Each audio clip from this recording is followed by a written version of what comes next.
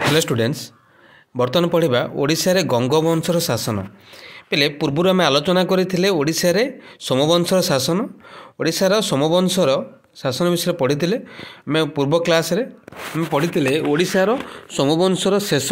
सोमवंश शेष राजा भाव में किए कर्णदेव बा कर्णकेशरी को परास्त करी 1110 ख्रीष्टाब्द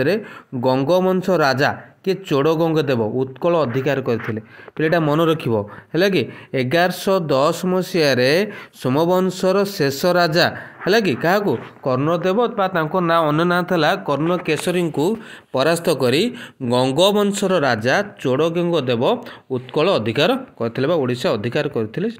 गत क्लास रे पढ़ी बर्तमान पढ़ा आम कौन ना ओडिशा रे गंगवंशर शासन है कि तो आम देखा ए विषय पढ़ा कौन ये जो ओडिशा रे गंगवंश शासन कथा कहले चोड़गंगदेव कथा पढ़ा प्रथम नरसिंहदेव पुरीर जगन्नाथ मंदिर कोणार्क मंदिर कथा आम आलोचना करवा सोमवंशी शासनर अवसान पर मन रख पिले सोमवंशी शासनर अवसान पर तेबे केबे अवसान घटिला सोमवंशी शासनर तुम कहीपर पिले 1110 सोमवंशर शेष राजा थे कर्णदेव है कर्णकेशरी अवसान पर ओडिशा रे गंगवंश राजत्व है दीर्घ 300 वर्षर गंग मानकर मनक यही अवसान है कि सॉरी यही शासन गंगवंश ओडिशा रे 300 वर्ष पाखापाखि शासन करते मध्ययुग ओडिशार एक नूतन अध्याय सृष्टि कर पारिथिला मन रखिबो ओडिशार पड़ोशी हिंदू राज्य गुड़िक मुसलमान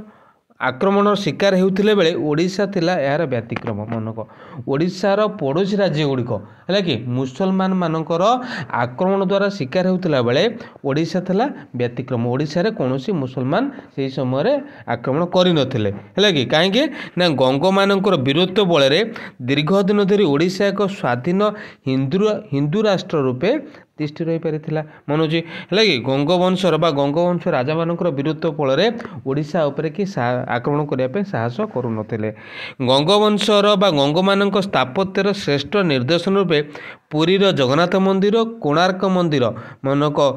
गंगवंशर श्रेष्ठ निदर्शन कथा कहवा पुरीर जगन्नाथ मंदिर कोणार्क सूर्य मंदिर कथा कहुई है कि यहाँ बुझल ना नहीं ये इंट्रोडक्शन पढ़े बर्तमान आसी आम कौन ना चोड़गंग कथा पढ़ा जी कि सोमवंश है कि सोमवंशर क्या ना कह कर्णदेव 1110 मसीह आक्रमण करके है कि चोड़गंगदेव जीति है कि मन अच्छे अच्छा देख कौन कह फास्ट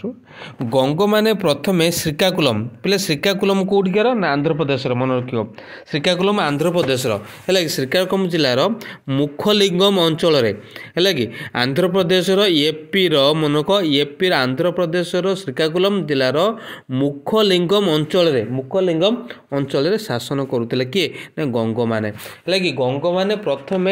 आंध्र प्रदेश श्रीकाकुलम जिलार मुखलिंगम अंचल शासन करते है कि वज्रहस्त्र देव मनक वज्रहस्त देव एवं तांको परे राज है कि राजदेव प्रचेषार है कि यही राजवंश पराक्रमशाली होता माने विख्या होता अधिक शक्तिशाली होता मनोज ना नहीं गंग माने प्रथम ओडिशा तो आसी ना प्रथम आंध्र प्रदेश श्रीकाकुलम जिलार मुखलिंगम अंचल शासन करुले सेठे वज्रहस्त देव है कि राजदेव प्रचेषार ये राजवंश पराक्रमशाली होता वंशधारा नदी कूल मन होची वंशधारा नदी कूल कलिंग नगर जोटा कि आम कहे कलिंग नगर वंशधारा नदी कूल अच्छी है कि जोटा कि बर्तमान आम कहे कौन आंध्र प्रदेश श्रीकाकुलम जावा मुखलिंगम जोटा कलिंग नगर जोटा कि मुखलिंगम कहे ये जो मुखलिंगम कथा कहला कलिंग नगर होची कार आंध्र प्रदेश श्रीकाकुलम जिलार मुखलिंगम गंग मानक राजधानी थिला है कि गंग मानक राजधानी थिला मनोज ना ये जो कलिंग नगर कथा कहुच्छी गंग मानक राजधानी थिला कोटा ना कलिंग नगर जहाँकि वंशधारा नदी कूल अवस्थित है कि बुझीपार ना नहीं आंध्र प्रदेश श्रीकाकुलम जिलार है कि कलिंग नगर बा जो मुखलिंगम कथा कहुच्छी प्रथम से गंग मानकर राजधानी थिला बुझीपार ना नहीं अच्छा से कह पराक्रमशाली करते राजवंश किए किए ना वज्रहस्त देव और राजदेव है कि राजदेव मृत्यु पर चोड़गंग देव 1077 भल से बुझा कि पिले है कि राजराजदेव मृत्यु पर चोड़गंगदेव 1077 मसीह ख्रीष्टाब्द सिंहासन आहरण करते। क्वेश्चन आसो चोड़गंगदेव केबे सिंहासन आहरण करते तुमने कहीपर 1077 मसीह कि जिते पिले मन रख है कि 1110 मसीह चोड़गंगदेव आक्रमण करते सुधा क्या सोमवंश सोमवंशर पतन घटी है कि मन हो ना नाई। अच्छा तांकर 70 वर्ष राजत्व काल ओडिशा एक समृद्ध और शक्तिशाली राज्य रूपे परिणत होता जाऊँ। गंगवंशीय राजत्व अधुना श्रीकाकुलम मन गंगवंश राजत्व आम कह श्रीकाकुलम जिले में है आरंभ होता। गंगवंश राजत्व श्रीकाकुलम जिला आरंभ होता। कलिंग नगर था है कि कलिंग नगर था चोड़गंगदेव राजधानी है कि गंगवंश राजधानी था कलिंग नगर कथा कहुई। तब साम्राज्य विस्तार कौन ना चोड़गंगदेव जड़े दिग्विजय मन रख पिले चोड़गंगदेव जड़े कौन थे ना दिग्विजय सम्राट रूपे है कि चोड़गंगदेव जड़े दिग्विजय सम्राट रूपे ख्याति अर्जन करते। से सोमवंशी मान शेष राजा कर्णदेव को परास्त कर 1110 ख्रीष्टाब्द उत्कल कौन करते अधिकार करते बुझीपार। यापर से बंग आक्रमण कर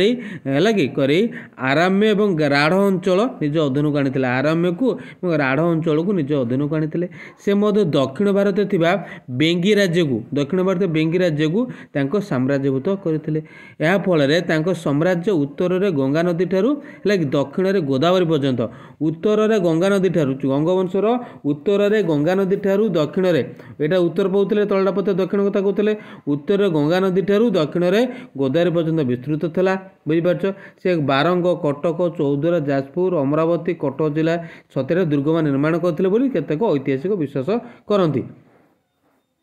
है कि एक विशाल साम्राज्य सृष्टि करी चोड़गंगदेव निजको महाराजाधिराज है कि त्रिकलिंगाधिपति आदि श्री गंगचूड़ामणि आदि उपाधि निजे निजे भूषित करते। से 1147 ख्रीष्टाब्द प्राणत्याग भी करते किए आम पढ़ले चोड़गंगदेव कथा पढ़ले है कि आम परवर्ती आसंता क्लास रे पढ़िबा। Thank you.